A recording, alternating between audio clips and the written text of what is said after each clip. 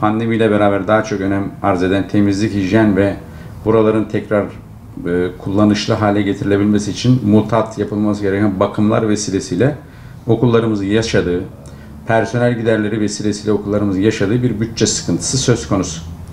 Sağ olsun bakanlığımız ortaöğretim kurumlarında bu bütçe konusunu, personel konusunu pansiyonlu okullarda, yatılı bölge okullarında, taşıma merkezi okullarda, özel eğitim okullarında karşılıyor idi.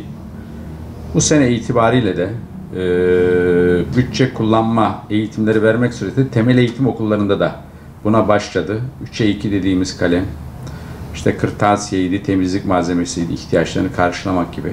Aynı zamanda 6'ya 1 dediğimiz onarım kalemlerinden ödenekler, göndermeleri peyderpey yapılıyor idi. Bu sene bir miktar daha düzene girdi ama yeterli mi? Değil. Okullarımızın ödenek ihtiyacı var mıdır? Evet vardır. Kurumların temel iki gideri var. Birisi kira, birisi personel. Dolayısıyla okulda ortalama 500 ile 2000 arası öğrenci bulunan okullarımızda değişik şekillerde bir temizlik ihtiyacı hasıl oluyor. Aynı zamanda değişik şekillerde okullarımızın yine temizliğin yanında güvenlik ihtiyacı olabiliyor. Bursa bir lodos şehri ki dün lodosla karışık yağmurun da yağdığı bir şehir. Elinizin altında bir miktar bütçeniz olması lazım. Bir lodosla çatınız uçtuğunda, ertesi gün yağmur yağdığında tekrar içeri sular girmemesi için bir önlem amaçlı. Pencereniz kırılsa, camınız, çerçeveniz ise, istinat duvarınıza bir şey olsa bu noktada katkılar olması gereken bir miktar bütçe olması gerekiyor. Bu noktada biz en baştan beri sendik olarak da savunduğumuz okul bazlı bütçeye bakanlığımızın bir adım atmış olmasını sevindirici buluyoruz. Ama bunun yeterli olmadığı kanaatindeyiz.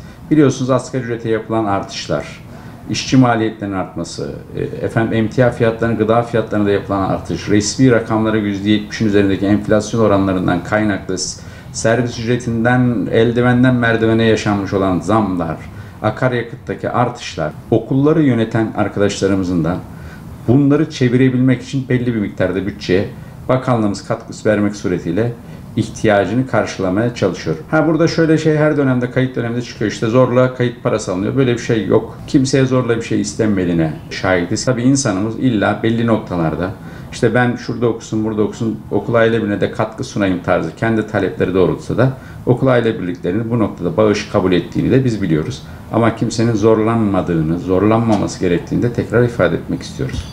Kurumu yöneticileri eğitim öğretimle ilgilensinler. Okullarımızın, eğitim kurumlarımızın bütçe diye bir sorun olmasın, tamirat, tadilat diye bir sorun olmasın. Bunun kesin çözümü de aslında şu, bu tarz ihtiyaçları yerel yönetimler vasıtasıyla karşılamak. Yerel yönetimler merkezi bütçeyle, bakanlık bütçesiyle beraber bu ihtiyaçları karşılayan okullarımızda eğitim yöneticilerimiz eğitimin kalitesini arttırmak için daha farklı projeler, planlamalar, çalışmalar yapmaya zaman kalsın.